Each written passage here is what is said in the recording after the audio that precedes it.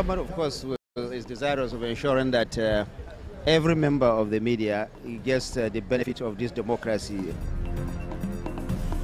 President Tinubu tasks media practitioners on patriotism to foster peace as Guild of Editors holds 20th conference.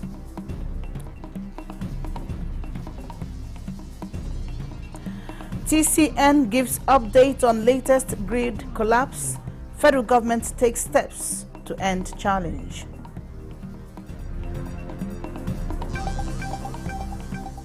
We have to give these children opportunities. There's no need for us sending those children to university with all due respect. Minister of Education harps on funding in addressing out-of-school children as Senate committee comes on oversight.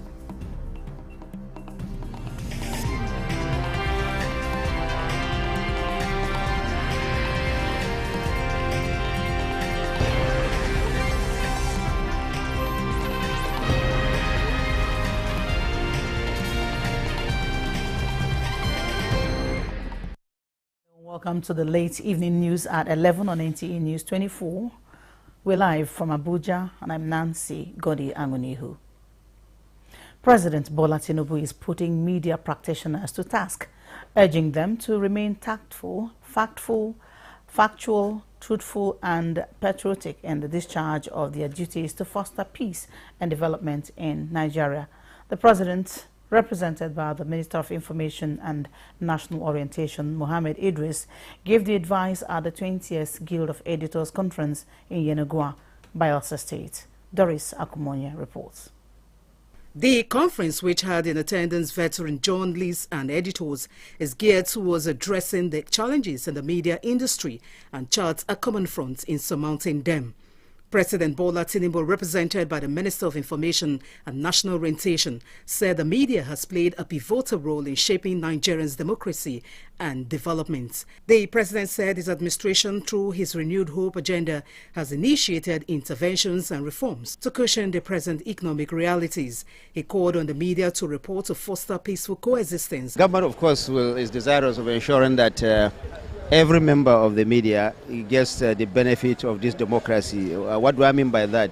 Enhanced pay, enhanced working condition, enhanced tools of operation. We're working on all aspects of that, and as soon as they mature, the media will also be availed of that information. The significance of the media in every democratic governance has been recognized as far back as the 17th century. As editors, we are not only stewards of information and truth, but also stakeholders in our nation's development. The fallout of the conference is expected to rekindle innovation and growth in the media industry. In Yenagoa, Doris Akumonye, NTA News. The 7 newly appointed ministers have been urged to uphold a high level of patriotism, dedication and diligence towards the actualization of the broad vision of the current administration. Secretary to the Government of the Federation, George Akume, at an induction retreat for the new ministers, encouraged them to shun personal, ethnic and sectional interests to uphold national cohesion. Kenneth Nanim reports. For the current administration to deliver good governance to Nigerians as promised, much lies on the shoulders of the appointees. With this in mind, the new ministers are settling down to hit the ground running. Here they are getting themselves well acquainted with the development plans and strategies already charted for adequate implementation of the 8 priority areas in line with the renewed hope agenda of the federal government. The primary purpose of this retreat is to foster a deep understanding of the operational principles, challenges and expectations that define your responsibilities as ministers. Entrusted with the mandate of driving the agenda for development, stability and growth in their sectors, they also need to be well equipped with the insights and guidance necessary for effective performance in the federal government's priority and aspirations. And they should avoid any semblance of affluence and quest for material things. That way, if they operate on these tenors. They will come out fine and they will be able to deliver. We have our national security, which is core. We have our food security. Our agriculture is important. Our power sector is core to enabling industrialization. We have priorities among priorities, but indeed, all those 8 priorities are core to Mr. President in ensuring he meets the renewed hope agenda. There is also the need for the new ministers to understand their roles and align with the goals of the administration to navigate the regulatory frameworks, finance and procurement processes. Data is very important. Once we have data, we have geospatial distribution of poverty. We can share this data with the state government, with local government, with the private sector, international partners, so that individuals also can intervene. Intervention must be holistic. They are also expected to promote a culture of integrity within their ministries, as well as uphold the highest standards of ethics and accountability. Kenneth Nanim, Nta News. The Minister of Education, Dr. Tunji Alausa, says sustainability of the homegrown school feeding program is among viable options of the federal government to tackle the menace of out-of-school children in Nigeria. He therefore solicited more funding to the sector when the Senate Committee on Tertiary Education and TET Fund came on oversight. National Assembly correspondent Lami Ali reports.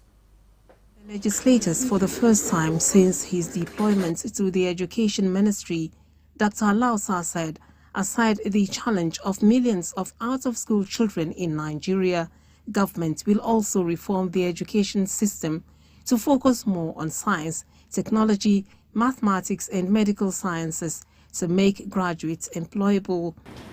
Young, vibrant, dynamic populations that are eager to learn, and that's why Nigerians are excelling all over the world.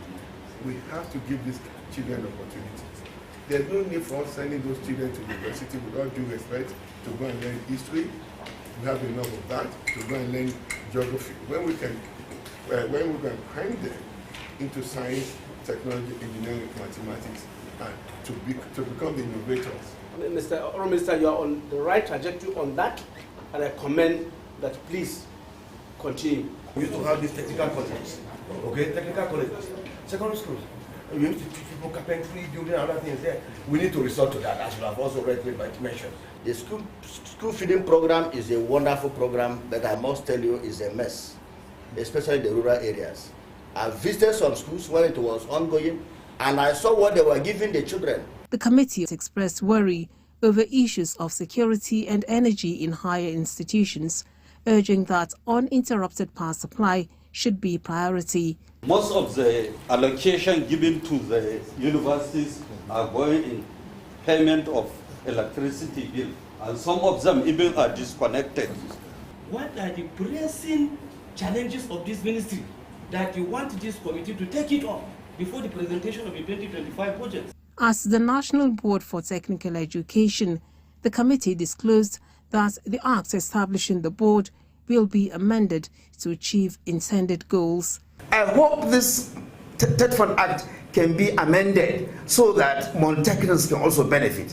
Why should we discriminate against polytechnics? They are also doing diploma and higher national diploma. The Executive Secretary used the opportunity to also appeal for sufficient allocation of funds. Lami Ali, Nta News. Federal government says it is adopting holistic approach in addressing recurring incidents of grid collapse in the power sector. The assurance is coming from the Minister of Power, Adebayo Adelabu, as the Investigative Committee on Frequent Incidents of Grid Collapse submits its report. Correspondent Joshua Ojito reports that the short-term recommendations are expected to be implemented within the next 6 months to stabilize the grid. Particularly at the critical nodes, we start from there. And then we should develop framework and adopt reliability-centered maintenance, replacement of aged and obsolete equipment, and enhance SCADA and telecommunication tools, develop and implement measures to combat vandalization and energy theft. And the recommendations are practical recommendations, realistic recommendations that are implementable, and I believe will bring an end to this ugly trend. The issue of great collapse should be a thing of the past. Meanwhile, the Transmission Company of Nigeria, TCN, says the disturbance on the national grid earlier experienced today is as a result of sudden rise in frequency, and the recovery efforts commenced immediately, with electricity supply restored in some parts of the country within 28 minutes. TCN notes that the frequency spike was caused by issues encountered at one of the substations, also due to the ongoing repair work on the transmission line along the Shiroro-Mando axis, major upgrades at the Jeba transmission substation, and the restoration of the second Ugwaji-Apiro transmission line. Some degree of instability in the system, TCN says, is likely to persist until all major works are completed. TCN regrets impact of these disruptions and also asks for the understanding and patience of consumers as it remains committed to improving the reliability of electricity supply. Attracted by the numerous potential of Renewed Hope Initiative's agricultural support programs, the Federal Ministry of Agriculture and Food Security says it is set to adopt and operate some of the interventions, particularly Every Home a Garden competition, as government programs. Minister of State for Agriculture and Food Security Aliyu Sabi Abdullahi stated this after attending the 2024 fourth quarterly meeting of the Renewed Hope Initiative state coordinators with Nigeria's First Lady Oluremi Tinubu in the Villa. State House correspondent Adeni Taiwo reports. The last time state coordinators of Renewed Hope Initiative met with the national coordinator and Nigeria's First Lady Oluremi Tinubu was in July this year. The intervening period saw many wins for the initiative, with the implementation of key programs, including the launch of the Young Farmers Club, empowerment of petty traders across the country, and the unveiling of the National Unity Fabric. The quarter also saw the passing of Akwa Ibom State First Lady Patience Eno. Rest in perfect peace. Her daughter, Helen Eno, is taking her place at the table as the coordinator for the state. Encouraged by its big wins in the agricultural sector, where the Young Farmers Club was launched and the Every Home a Garden competition was unveiled, the First Lady says it is time for women to also seize numerous business opportunities offered by RHI interventions. We want women now to go into business, even selling national fabrics. Because if people receive one and it's worn out, they want to buy again. That is an open door for business. We gave them the two companies, and they are indigenous companies in Nigeria. It's going to create jobs, it's going to create, add money into the economy. And that's the way I see that. If you look at the Every Home a Garden, it will amaze you how many people are being inspired to have their own garden. So this is what I'm doing, just to have people to do what I do.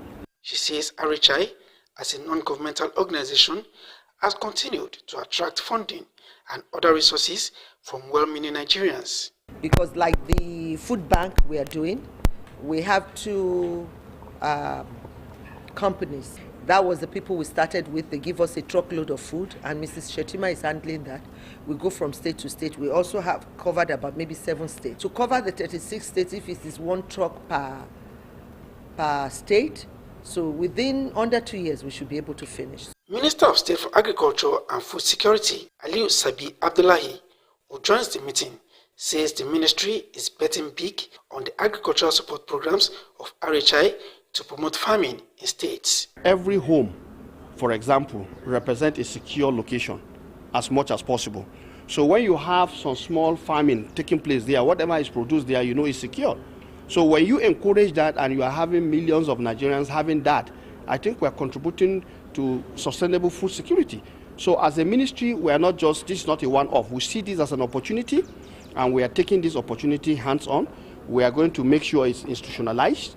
We are mainstreaming it into our operations. I'm basically here to speak to the First Ladies of the various states who are here in a meeting with her to tell them exactly what we intend to do and how we're going to go about it. We have a budget line, but based on what we have come out with now, haven't done all the processes and whatever, definitely it will be about 68 million that will be going to them for the various components. So, and when we are sending it, we will be sending along with a schedule that will tell them for the first one, the women empowerment, training and women empowerment, whatever the amount is, for the young farmers, whatever is there, for the Every Home and Garden, and then the Young Farmers Club. He adds that the state governments are all expected to have desk officers in their various states to enhance the implementation of the program. In the State House, Adeni Itaiwo, NTA News. This is the late evening news at 11 on Nta News 24. More reports when we return after the break.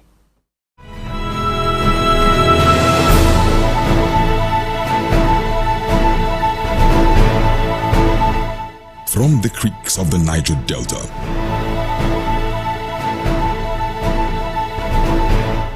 to the breathtaking scenery of the plateau, in noonday and nighttime, we set out to bring to you captivating stories that evoke your emotions. For fascinating documentaries and reports on day-to-day issues with expert analysis, tune in to Nta News24, DSTV channel 419, GoTV channel 26, StarTimes channel 101 and 433, and Free TV channel 703.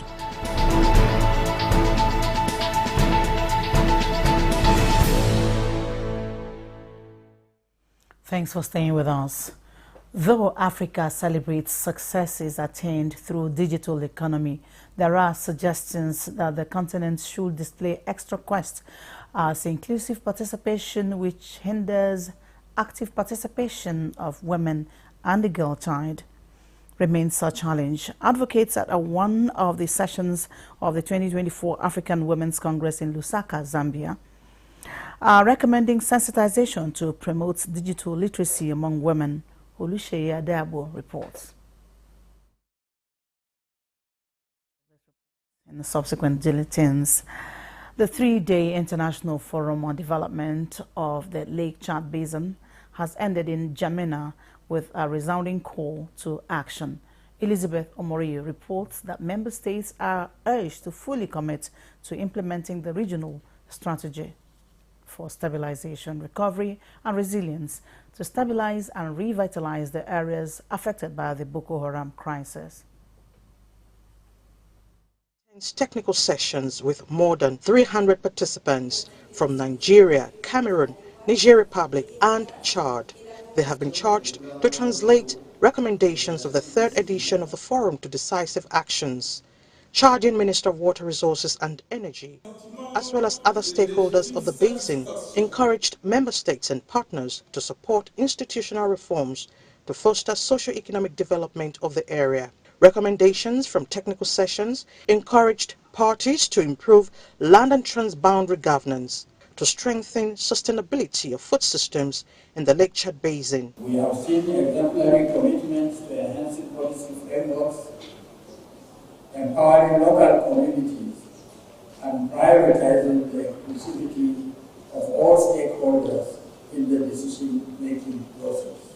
The far-reaching recommendations need to be taken seriously and implemented so that the theme of the forum on governance, local governance and social cohesion will be realized. So based on this premise, we are almost ready. The state has made commitments, budgetary commitment. In Cameroon, we are resuming PROLAC. 5 years of PROLAC. How PROLAC did and perhaps how PROLAC will be. The fourth edition of the annual event will hold in Cameroon in 2025. From N'Djamena, Chad, Elizabeth Omori, NTA News.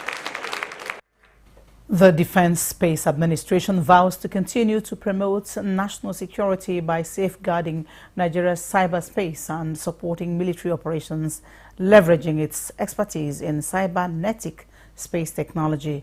Air Vice Marshal Lanre Ibrahim Oluwatoyin stated this during an oversight visit by the House Committee on Defense. National Assembly correspondent Issa Mohammed reports.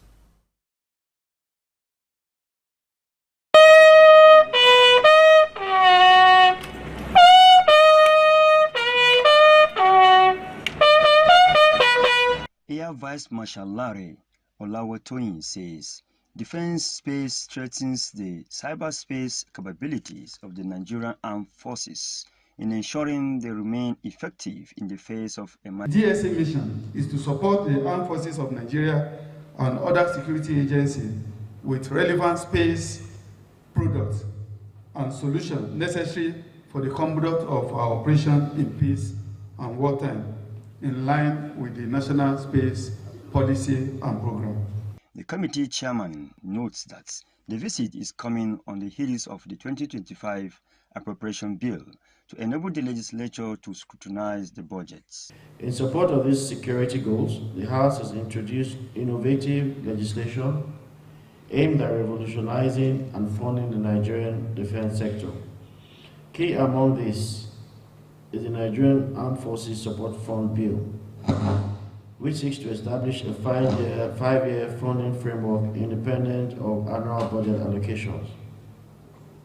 We have also proposed a bill to amend the Armed Forces Act to provide for the setting up of a defense space force in Nigeria. This, he explains, will enhance military space technology in combat crimes and improve intelligent gathering capabilities. The committee further assures DSA of adequate legislative provisions to support and enable it perform its role effectively and efficiently to safeguard the territorial integrity of the nation. In Abuja, Isa Muhammad, NTA News. The Nigerian Air Force Officers' Wives Association says it is placing premium on the health and well-being of their spouses to ensure sound health for enhanced performance in their duties. President of the association and wife of the Chief of the Air Staff, Rakia Abubakar, made this known at a talk dinner in commemoration of Men's Health Awareness Month held at the Armed Forces Officers' Mess in Abuja. Olajide Bello was there. November Golf from 913, Charlie 130, requesting gesture from accordion. They toil day and night with several hours of air interdiction missions, intelligence and surveillance reconnaissance, as well as armed recce with effective air power through its various state-of-the-art platforms. The onerous task of providing air support to own troops keeps them away and awake for hours just to ensure Nigerians sleep with their two eyes closed. In view of this Herculean task, NAFOA deemed it fit to organize a health talk to highlight ailments associated to their demanding jobs and prevention to maintain a healthy lifestyle. It is a reminder and an awareness campaign to our servicemen to prioritize their health by observing routine checkup, regular exercises, and maintaining good diet. By the time the military, the Air Force, our husbands, they are sick, they are down with illness. Who will protect our air territory? The Chief of the Air Staff, Air Marshal Hassan Ambaka, says the gathering is to remind officers and men of NAF that men's health is not just a personal issue, but a collective one with implications for families, operational readiness, and national security. We have enhanced medical services across the 54 Nigerian Air Force medical facilities nationwide by providing advanced medical equipment and expanding access to specialized treatments. When it comes to health, prevention is always better than cure. In recognition of this maxim, the Nigerian Air Force has a standing policy on annual medical reviews for aircrew specialties and biennial medical reviews for non-aircrew intended to aid in early detection of potentially life-threatening illnesses and ensure that personnel remain fit for active service. Olajide Bello, NTA News. The Minister of Defense, Mohammed Badaru, has led service chiefs and the Inspector General of Police to commiserate with the family of the deceased Chief of Army Staff, Lieutenant General Taurid Abiodu Labaja, at the Flag Staff House, Abuja, the official residence of the Chief of Army Staff. While funeral arrangements are yet to be announced, flags are flown at half-mast in all military, paramilitary and police formations.